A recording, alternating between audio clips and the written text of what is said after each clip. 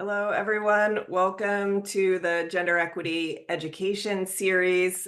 For the month of November, we're so happy you decided to spend your lunch hour with us. I'm really excited because Kell Arbor from our local Pride Center of Vermont, is here with us today to talk about two-spirit, transgender, and LGBTQ plus people, and how thinking about how to create a truly inclusive environment, whether it's in our patient care, in our learning environment, in our work environment. And one of the things we've been trying to do throughout this fall was to think about gender in a much more broad sense than we're often thinking, to really get ourselves outside of the binary and recognize and see all the people who are in our environment as they want to be seen. So really excited to have Kell with us today. Also, it's Trans Day of Remembrance coming up, I believe this weekend. So another opportunity to really think deeply about what it means to be transgender in this country and in the world. I want to mention that, let me flip this slide. I want to mention that we do have CMIE accreditation for this session. There are QR codes here, and Olive will also put a link to the claiming instructions in the chat or in the Q&A. Additionally, we are recording this session, and so it will be available in the ODEI video library within a couple of days, and Olive can put that link in the chat as well. We're going to use, I know I keep saying chat, the chat for the participants is actually disabled, but we're going to use the Q&A function for questions and comments, and Kell will leave plenty of time at the end for a conversation.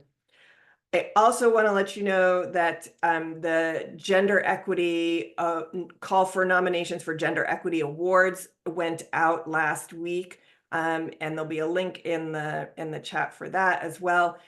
Please consider nominating one of your colleagues, one of your trainees for these awards. There are awards for faculty, staff, and students from the Larner College of Medicine. All genders are considered. You just have to read the specifications of different awards. Some awards have some gender restrictions on it or role restrictions, but there's a place for everyone to be honored in these awards. So please think about nominating someone. The deadline for that is December 9th. And now I am going to pass this over to my colleague, Dr. Jo Conant. Jo Conant is in the Department of Pathology and Laboratory Medicine, and additionally, she is the co-chair of the Gender Equity Education Work Group, who's responsible for putting together the Gender Equity Education series. We couldn't do this work without her. So happy to have her here, and she is going to introduce our speaker. So I'm going to throw it over to Jo. All right. Thank you, everyone. Thank you for joining us today. I have the honor and pleasure to introduce Kell Arbor, who is the Director of Health and Wellness Programs at Pride Center of Vermont. Faye is a genderqueer trans person who is living with HIV and educates on lived experience health systems navigation, HIV, STI advocacy, and gender expression. In their current role at Pride Center, Kell provides HIV testing, trains health providers on harm reduction practices and principles, and organizes spaces for 2STLGBQ plus people to gather and connect. Faye has a whole systems design master's degree and over 25 years of field experience. In Kell's free time, Faye cooks, rides bicycles, and frolics in the rivers. Kell, thank you so much for joining us today. I'm incredibly excited about our time together. Thanks so much, Joe and Anne and everybody for joining. Let me pop my little share screen up here. All right, let me know if you can't see that. So I work at the Pride Center of Vermont. We are based in Burlington physically, but we're a statewide organization. We're in our 26th year as an org. We're the largest and longest running, actually regional adult serving center for folks in the 2ST LGBTQIA plus community. And we are in a flip of our acronym. Our executive director kept calling it the algorithm, and it sort of is an algorithm also. So our current version, let me flip to the slide with it. We're centering gender diversity and bringing forward two-spirit and trans folks. Part of that is to center gender diversity in ways that we have not been serving our populations as well. And also, it's an acknowledgement that Vermont is doing pretty well for gays and lesbians that are cisgender. Vermont's been a refuge state, gosh, since the 1800s for people that are lesbian and gay. So we're standing on the shoulders of a lot of good liberation work. And we're acknowledging that we're not serving some populations as good as we could be, especially Indigenous communities. So for folks that don't know the term Two-Spirit, on Turtle Island, on this landmass that we are on, Two-Spirit is the most commonly used word amidst Indigenous populations. Globally, there's lots and lots of different words that gender diverse communities have been using. So you might hear other terms from Indigenous communities, and Two-Spirit is just one of those many words. And then we use transgender as an umbrella to also include gender nonconforming, non-binary, which is the ENBY. It's the phonetic for NB, and transsexuals and other folks that are under that sort of trans umbrella at large. For folks that have never seen, the cisgender is I'm on the same side as. I was assigned female at birth. I still identify as female. I'm cisgender, CIS. If I'm across from that, I'm transgender. And on the transgender side, there's a lot of different options that folks are using. It's not a binary. So think about how broadly diverse the language you might be seeing out there is, including for pronouns. I've moved pretty exclusively to using fae and fear, which I'm a woodland fairy, so fae really resonates with me. And there's this wave of neo pronouns out there that you're going to hear so many different types of ways to respect people with different types of pronouns. And there's a lot of different names that folks use. So at its baseline, using the name and pronoun for the person that you're speaking with or in reference to, that is some core respect. And so you should always be using the words that they are asking you to use. I'm going to flip back to, oops, this other slide. This slide deck, you're going to get all of this information, but because it's a short session and some of you have some baseline information about sexuality and gender identity, I'm going to flip a little bit deeper on intersectionality and do a little bit of a like guided talk through with some questions and just give us some reflection time to gear us up for a Q&A, which I hope can be a space for folks to bring in also what you're seeing that's working out there, as well as your questions. So if you have a hot tip around working with folks in our rainbow diverse community, that Q&A I also want to invite in as a time for that skill sharing and to bring any of those questions. We're going to get just a scratch of the way through, so you'll get my contact information, and please always feel like I'm a resource for you. And I will also send out some follow-up resources to our website that has videos and lots of information unpacking all of the definitions. We officially at the Pride Center are moving to 2ST LGBTQIA+ as the acronym that we're using. The acronym is fluid, it's ever changing. There are many variations of the acronym out there that you'll see. I also hear in the medical community words like gender and sexuality diverse, minorities, peoples. There's a lot of different words that we're using to talk about our community at large. I like rainbow community sometimes, but not everybody likes rainbows that's in our community. So I wanted to start first with people-centered care. This was something that came up at the Health Equity Summit if folks were there. And this is a real core tenet of harm reduction for me. And I've been trying to unpack more like, well, what does that mean when we say people centered care? It is both literally putting the person first. If folks are 7 Days readers, you might remember a couple months ago, there was a terrible article pitting the Decker Tower residents against the quote unquote drug users. Calling people that use substances drug users puts their behavior first. And as we move in that direction, it's a really easy way to dehumanize a person and make their situation and behavior and identity before their whole sense of self. So, people centered care for me, part of it is that language that they're a person who is unhoused, they're a person living with HIV, they're a person using drugs, they're a person who is transgender. I've met lots of folks that don't want the acronym trans in front of woman. I'm a woman. I'm a woman of trans experience, but I'm a woman. I'm a person first. So this is a really important shift just in the way that we're talking about anybody. So thinking about their situation, identity, any of their behavior, that at their core first part, they're a holistic person. And that can get really complex with intersectionality, which is what I want to spend a good chunk of today talking about.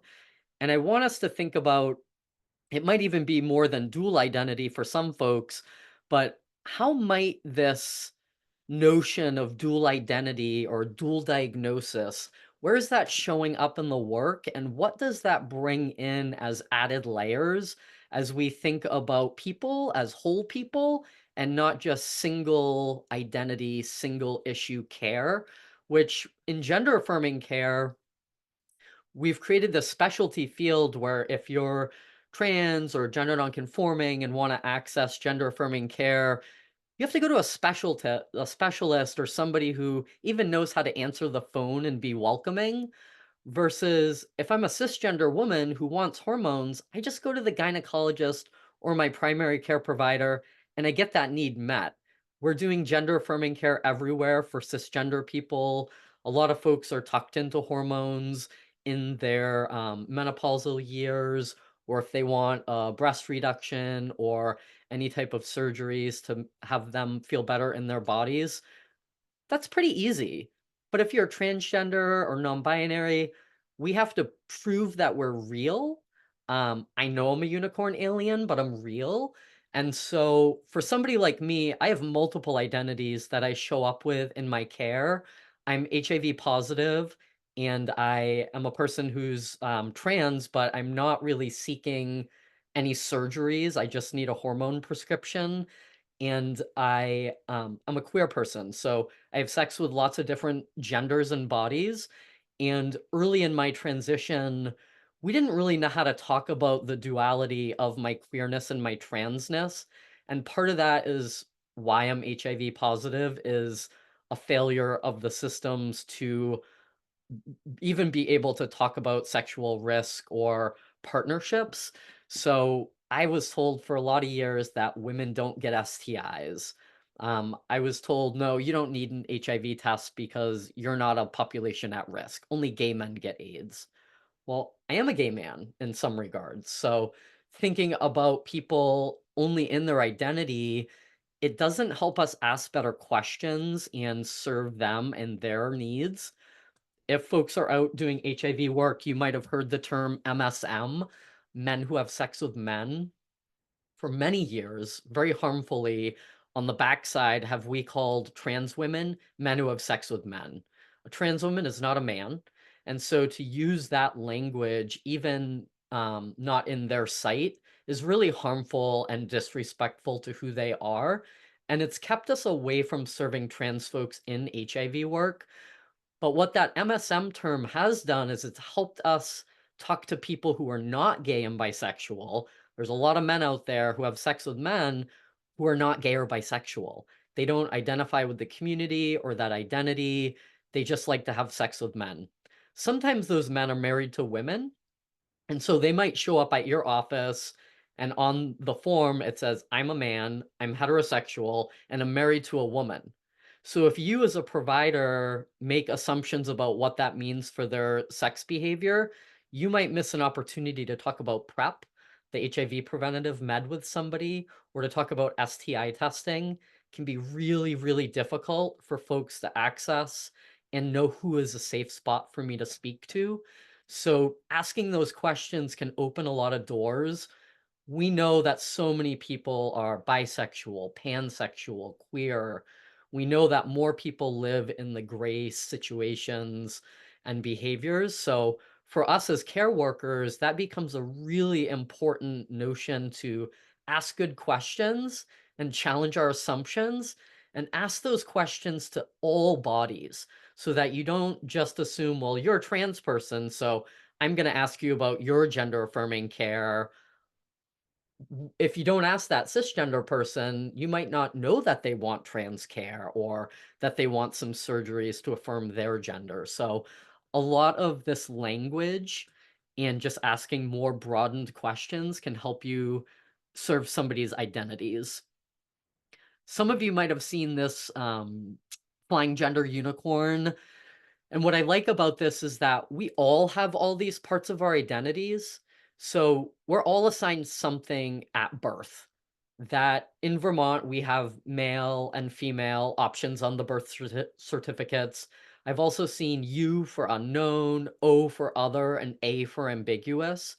We're not seeing intersexed on these forms, and intersexed is a community word. Usually, folks that are identified by doctors as intersexed are given a syndrome or diagnosis, and there's 30 to 40 at least variations of intersexed identities that are given medically. And that's about this right side where there's chromosome variation, there's hormone variation, there might be genital variation. And so there's a lot of gray area that medicine is missing by having this.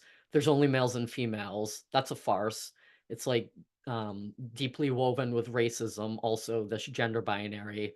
And so having better questions down the road that we might help serve folks that are intersexed and being missed because they were lied to or given surgeries and treatment as a young person and never given the information about their bodies so that they don't know their reproductive potential.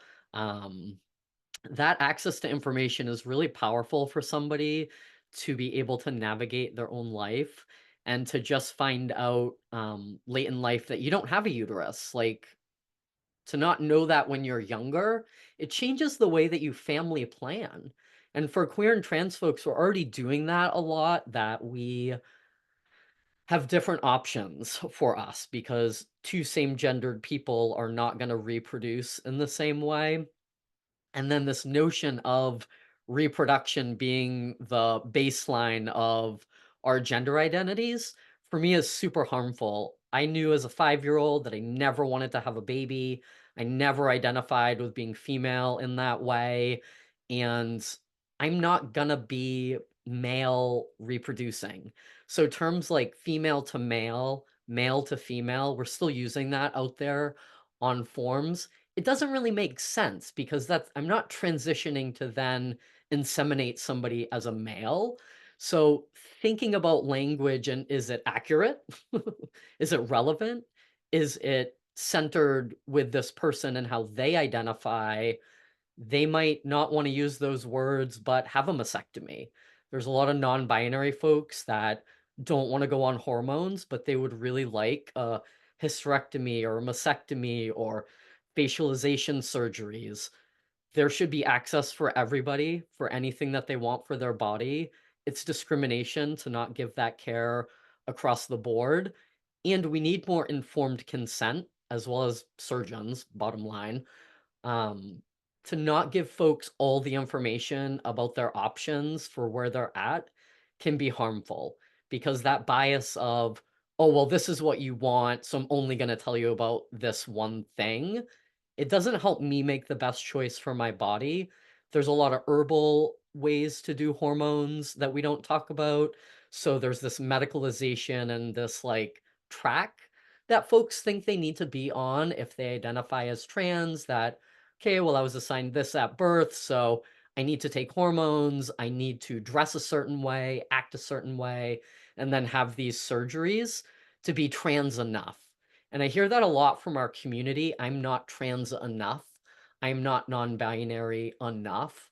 I'm not queer enough because I'm bisexual and I'm a man married to a woman. Like that complexity is part of our identities because these are all different parts of our identity. Our sexual identity does not equal our gender identity. The more my gender changed, it actually changed my sexuality a lot. We see asexuality and demisexuality, all these words that get into the nuances of physical and emotional attraction that, again, might not be congruent. I might be a lesbian woman married to a man for whatever reason. And so my identity in my life might not match up exactly. And if these are folks that you're serving in your offices, again, asking a good clarifying question can really help you serve folks better in their gender and their sexual health care. For me, we're doing pretty good with like talking about gender care. We hardly ever talk about sexual health care though, and it could correspond to folks' gender care.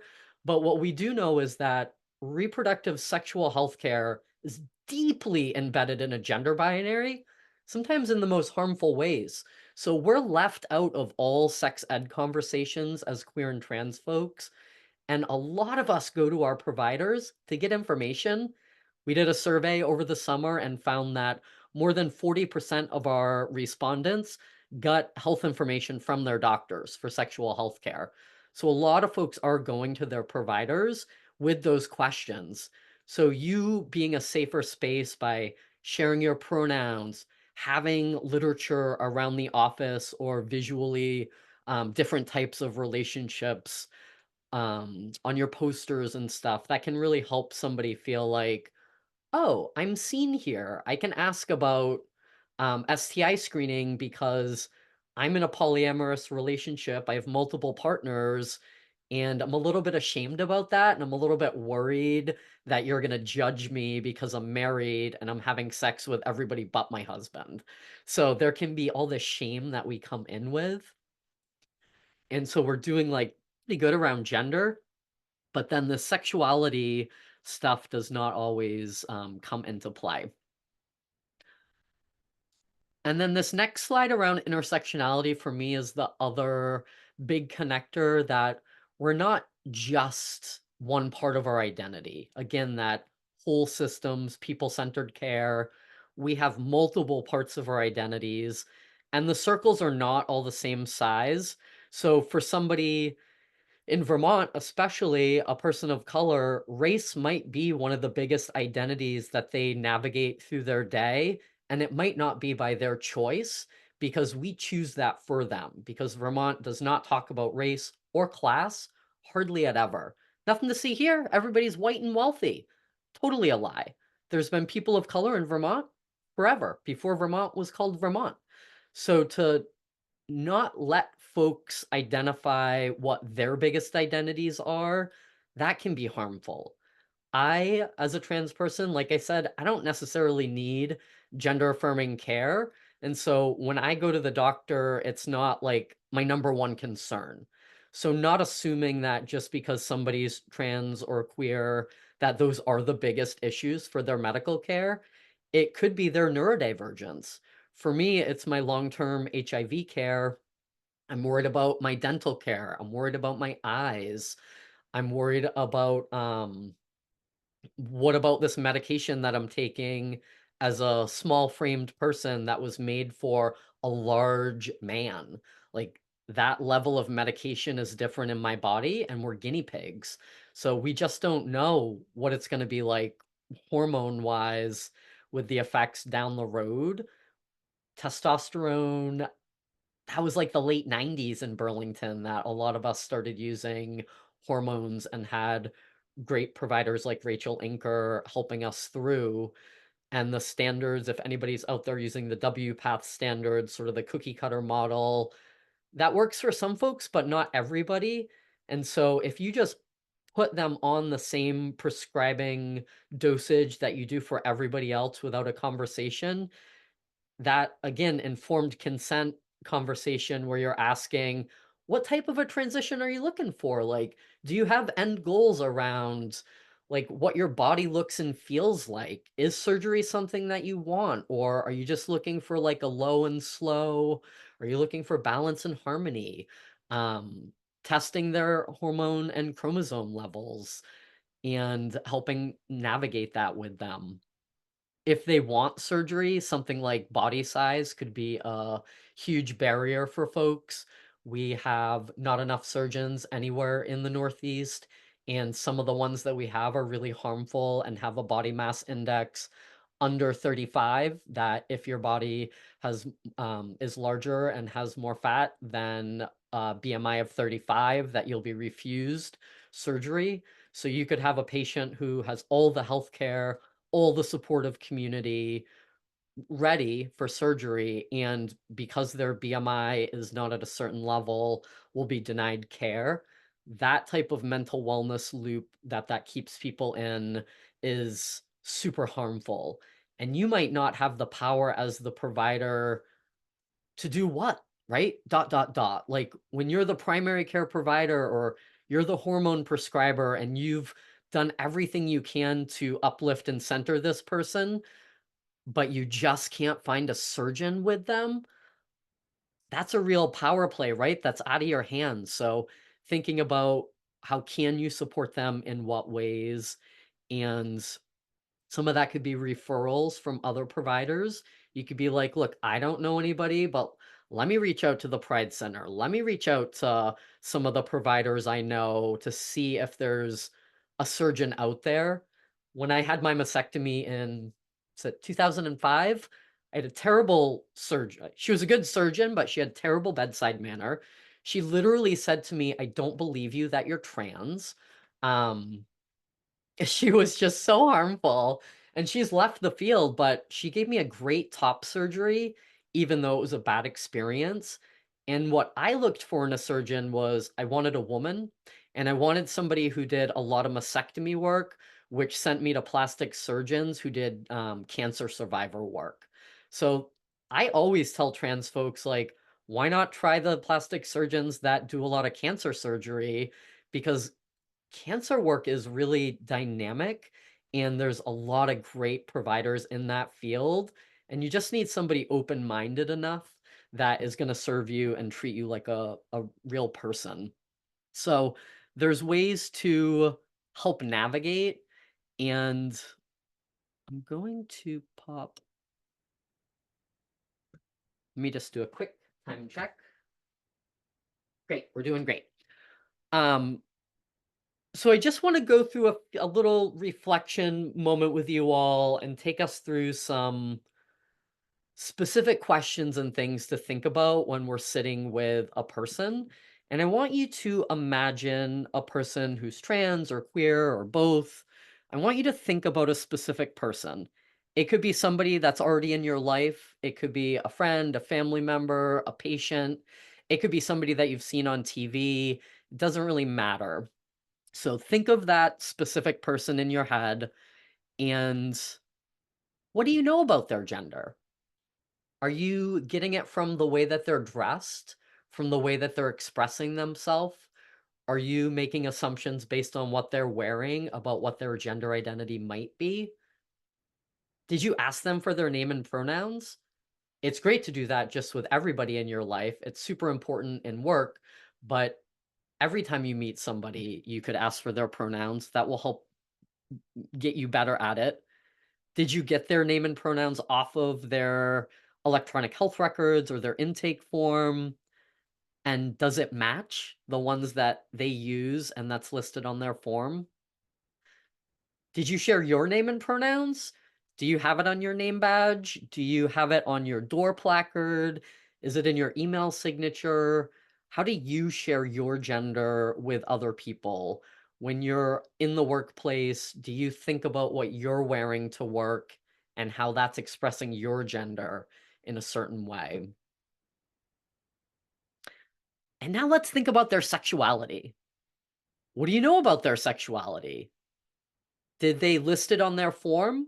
Now we're about to ask everybody their gender identity and their sexual orientation. So we're going to get a lot more info from a lot of folks. Are you looking at that on their forms, on their intake forms? How is that informing your conversations and your sessions? Maybe you're a gynecologist, maybe you're not. Maybe it's totally irrelevant, their gender and their sexuality for the work that you're doing with them, or maybe it's super relevant. Did you ask them about their sexual behavior? Did you ask them how many partners they have, if they're sharing body fluids with other folks? There's lots of folks that have intimate relationships and don't have sexual relationships. Are you making assumptions about their sexuality and how and who they have sex with based on the word they put on the form? Is it a word that you didn't know, like demisexual? Was it a word that you just sort of like, I don't know what that word means, and we're gonna move along? Or did you say, "Hey, I have a question. On your it says for sexuality that you're demisexual. Can you tell me more about what that means? I would love to talk about STI screening with you, and that would help me to guide that conversation to know a little bit more about what demisexual means." It's totally valid to ask a clarifying question if it's going to help you serve them. If it's not going to help you serve them better, then get educated outside of that interaction. Ask a friend, ask a coworker, check out our Pride Center list of definitions. There's lots of ways to learn about gender and sexuality without putting it on the lived experience person. What about you? Are you someone who's trans and or queer? Do you show up in this dual hats of a community member and a care worker? Did you share any of those identities with them? Can they see sexuality and gender informing information in your space or with what you're wearing? Are you wearing a wedding ring? Are there family pictures around if it's an office? Did you say something to out yourself? Did you say that you were a parent or that you had kids, or you talked about your partner using partner language and not husband or wife? If you are heterosexual and or cisgender, how might that show up in your care work with folks that are trans and queer? Do you let them know about what your identities are just so that they know your lens? I've met a lot of providers who do casually out themselves either as an ally or accomplice. It can be helpful to know if somebody's lived experience.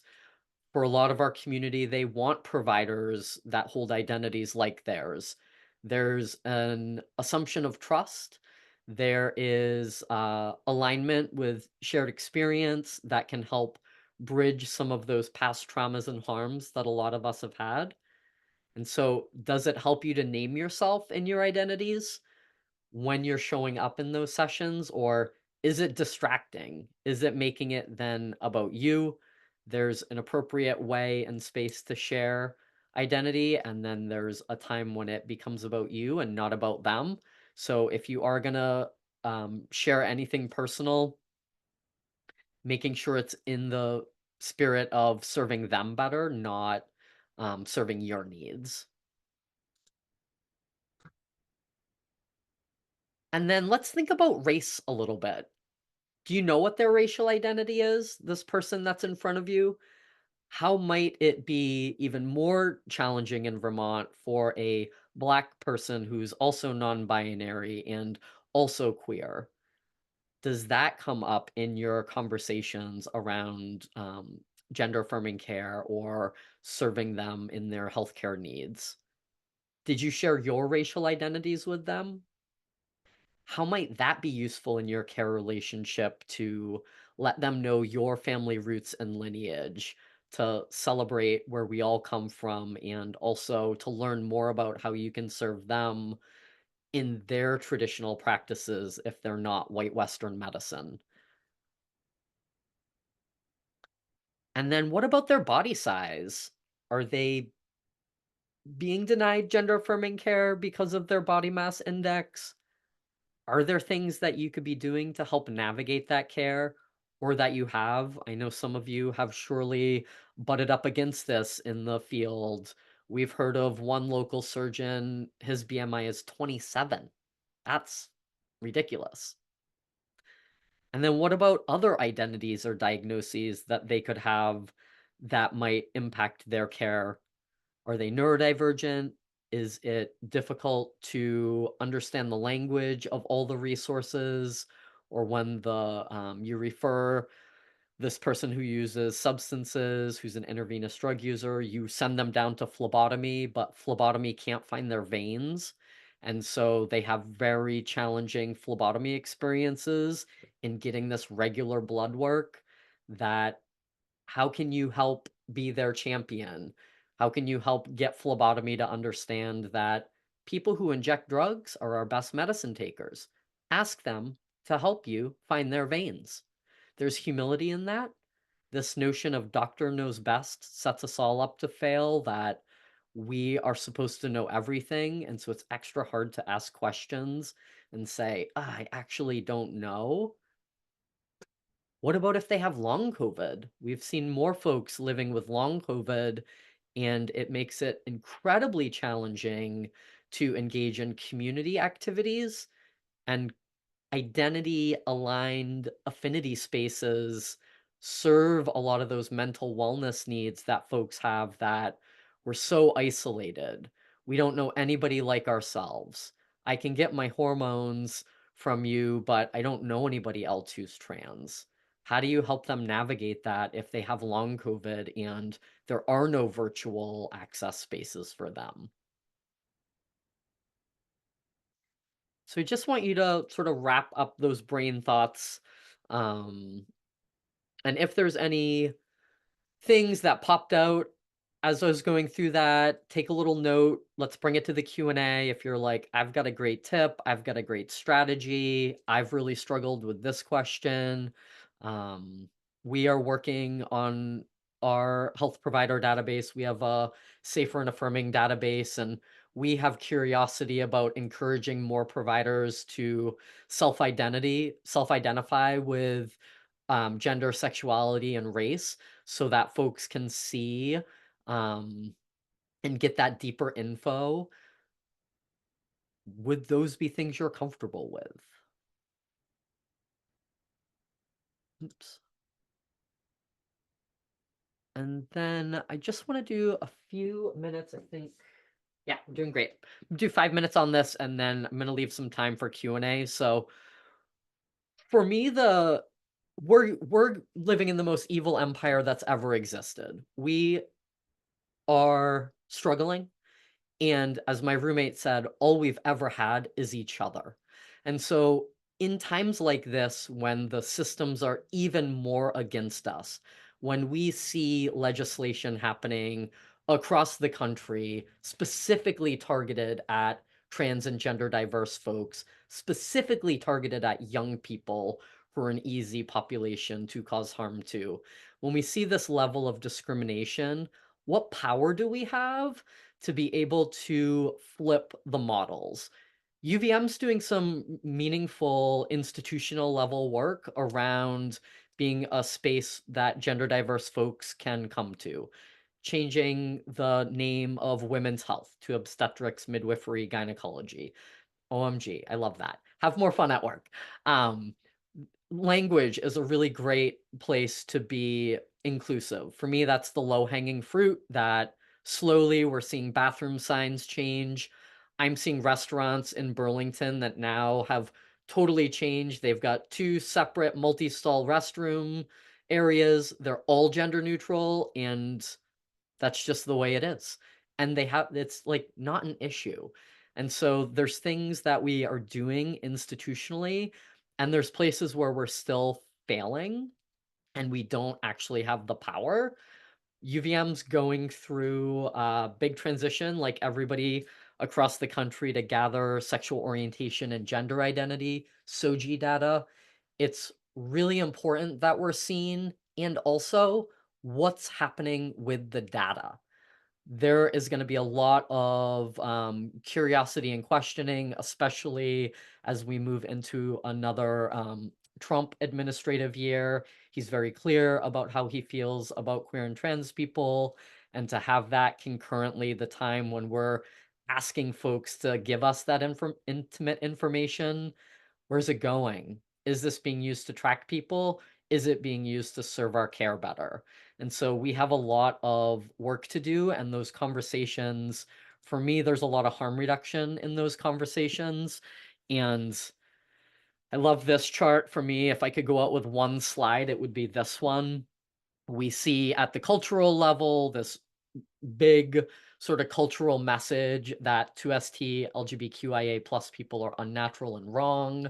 We see it playing out at the institutional level, at the interpersonal level. Not all, but most harm happens interpersonally. Interpersonal violence is incredibly prevalent and oh so rarely talked about. I've heard terrible things happening in workplaces across Vermont. I met a man who works not in Burlington, but in Vermont, and he was being harassed by coworkers. He's a gay man. They would break into his office, leaving imagery of vaginas in his office and harassing him constantly about being gay. And his supervisor literally said to him, "If you were a woman, this would be sexual harassment." No, it is sexual harassment. Vermont has changed our laws last year. It's easier than ever for somebody to say, no, this is discrimination. It doesn't have to be repeated instances of harm. It's just one time that if somebody knows what your identity is and they harm you with those protected identities, including gender and sexual orientation. So that bullying, it's a long game to take it through the courts because we know the institutions are not in our favor. So we all have a lot of power at this interpersonal level because we're, especially in care work, working with other people. And then that individual level, we also have so much power. That power can be about us being out and open about our identities. Those courageous providers who are going to be open and say, I am a queer provider, I am a trans provider, I'm bisexual. That is going to help set a tone and give other people space to say, I am too, whether it's their patients or their coworkers. So that coming out process, there's a lot of power in that individual level. And then when we're met interpersonally and we're centered and uplifted, we have so much power at these two levels. And you see, they hold up the institutions and the culture. And so we all can be activating this at all the places of our lives. Again, little tips like ask everybody you meet what their pronouns are. Um, Sharing your pronouns with everybody, having that be just a conversation that's always happening, that will help change some of this cultural that only trans people use these funky pronouns, these neo pronouns. Everybody wants to be respected with their pronouns. Um, Great. So I'm gonna just say that there's a lot more info in this slide deck, including an overview of our program. So for folks that are not familiar with the Pride Center, there's some info here as well as my email. So you'll get the slide deck and the link to our website that will have some resource sharing. It has a full list of all the definitions. With all of our identity-based words, everybody has a different definition. So again, if it's going to help you serve somebody better to know what that word means to them, then please do ask that clarifying information or question. If you're just curious, come and get that info from our website or from, there's great media everywhere. There's a lot of great content on intersex folks. Common as Red Hair is a short film that UVM Health Network recently showed, and the Every Body documentary that Julie Cohen put out a couple years ago is incroyable and really useful to learn about communities that you just might not have the info because we're kept invisible, and that work is really hard to get especially when folks are afraid for their lives and it's easy to harm folks. So I'm gonna pause here for a little Q&A chatter, and I think Anne is gonna facilitate. Yep, I see you Yeah, coming up. Yeah. here I am. Thanks so much, Kel. Um, there's so much information in there, and I really appreciate you sharing your perspective as a professional in the field and also your personal perspective. I think that's so valuable. Um, I want to say a couple things, right? So we said this was being recorded, so you can refer friends and colleagues to the ODEI library, video library, in a couple of days for the recording, so other folks can hear this. I'll tell you, Kel, we do have a number of institutional leaders on this call from the College of Medicine and the hospital, and so I really appreciate you talking about some of the institutional pieces that we can push forward. A lot of what we talked about today is what we can do on the individual level, but I think it's so important to think on an organizational level what we can do, and also to understand the impact of asking for intimate information, personal information, particularly at this time, but in all times. So thank you for that. And I wonder if you have any other thoughts about, like, what's the next frontier organizationally? What is the next thing that we should be looking at? We're working with lived names and pronouns being part of the medical record, addressing bathrooms. What else can we do? Yeah, a student actually asked this last week too. Part of it is that we need to stop exacerbating the gender binary. Medical students are furious that their whole education is steeped in there's only men and women. And so we haven't had the culture shift we've needed to deconstruct that the gender binary is racism. It's an either or tool that's been used against us for many years, people of color, people who are trans, gender diverse, and until we make that culture shift also, we're just gonna keep putting these band-aids on. And so part of that is the anti-racist work and digging into the tools of white supremacy, that either or culture is a harmful part of rights of white supremacy that pits us against each other and distracts us from that next level of work. So that triangle that I showed, that's a good use of a hierarchy. And hierarchies are misused with power. Where they are helpful is to ask the specific questions for the different levels that are appropriate. There's a different question I ask at institutional level work. I'm asking, hey, can we have they, them in our pronouns? I'm asking, how do we leverage our network, right? That network level, not just UVM Medical Center in Burlington, but the whole UVM health network, that you could move a whole network simultaneously. And then not just UVM, but what about Dartmouth?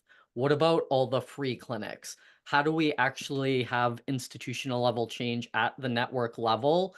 And where's our role? I think about that all the time as the Pride Center, wearing a big hat, both as a director and as a longstanding organization. What's our role intersectionally?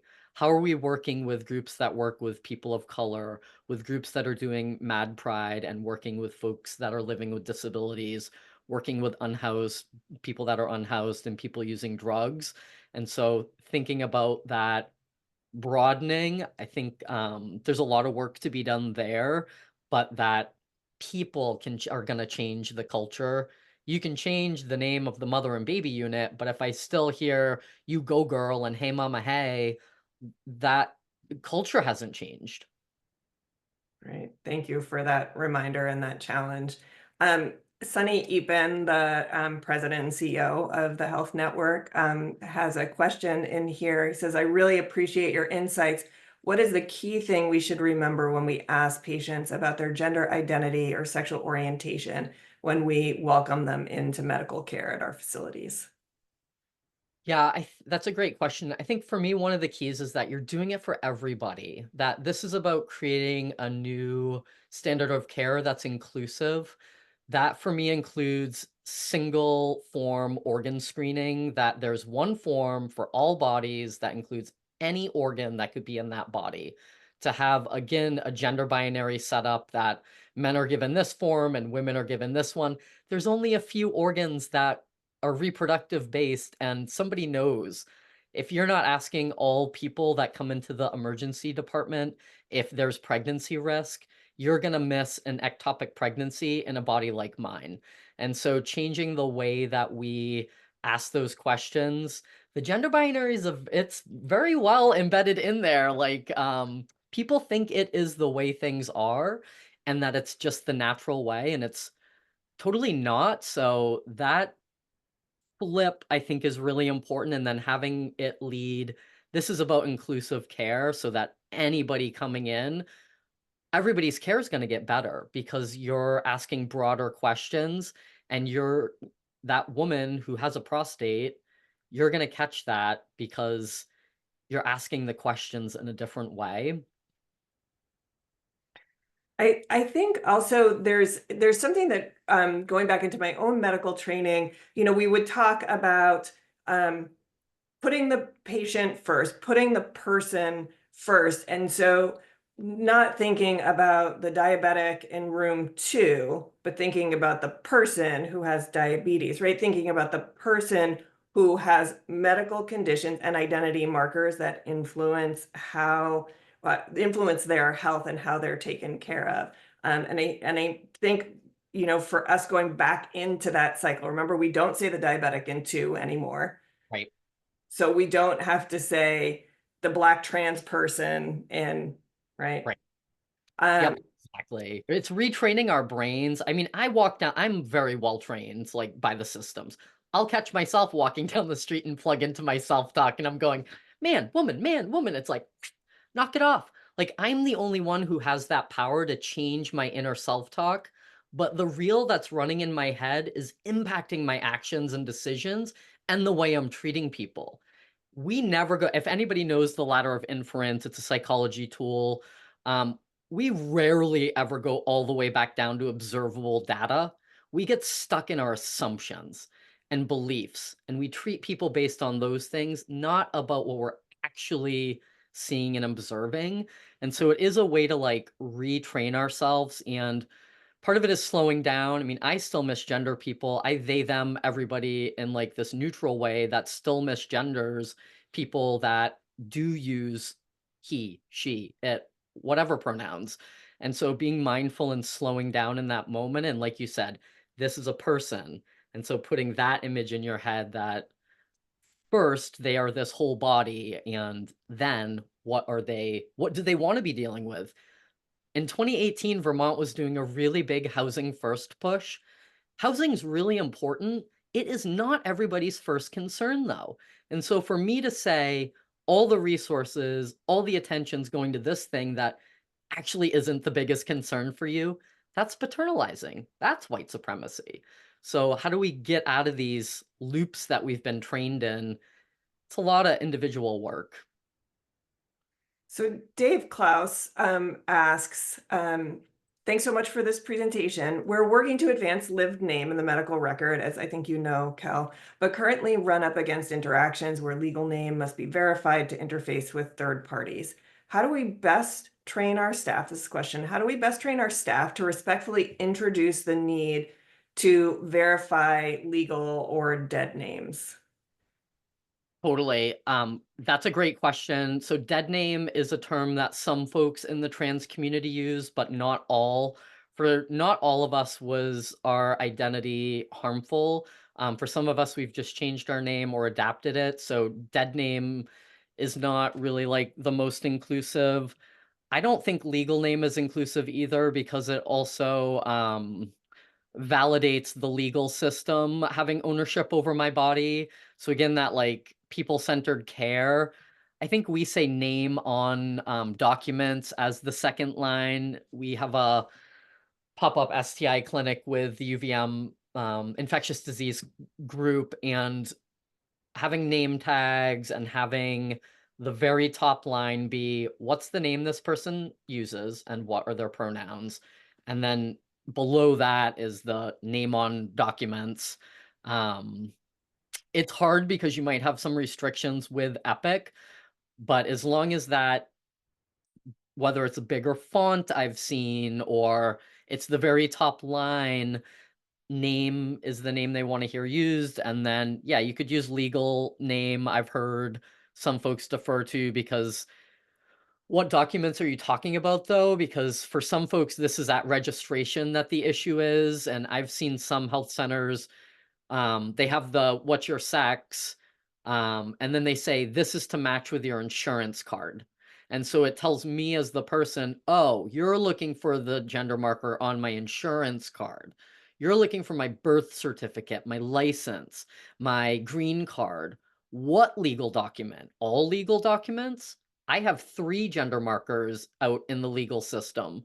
So if you're not specific enough about which one you need and why, 1, you might not get the information you're looking for, and 2, it's just gonna make it a lot make sense to the person, like, "Oh, you're asking me this information not just because you're trying to get my info for, Donald Trump, but because you're trying to bill my insurance," right? So it's like that transparency of why can help, and be clear about what documents are you looking for it on. Is it name on medical records that's different than above? I've seen that. It's a complicated area to be in.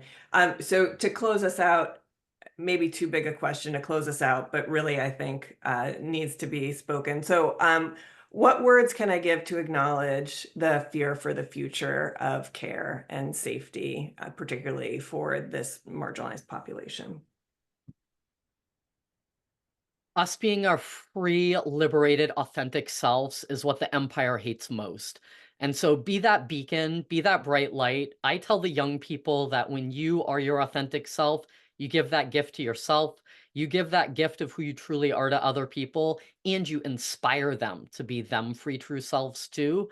And trying to lean into like, what are you really afraid of? Fear is a tool of white supremacy also. It keeps us distracted. There is a lot of real violence happening at people, and there are things we need to be addressing. We use safety teams at drag queen story hours and have a lot of conversations.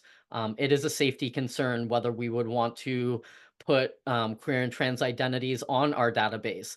That might put our providers at risk to have picketing like Planned Parenthood had around anti-abortion work.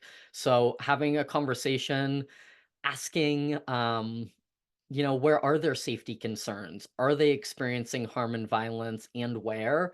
Is this language I can share with your family?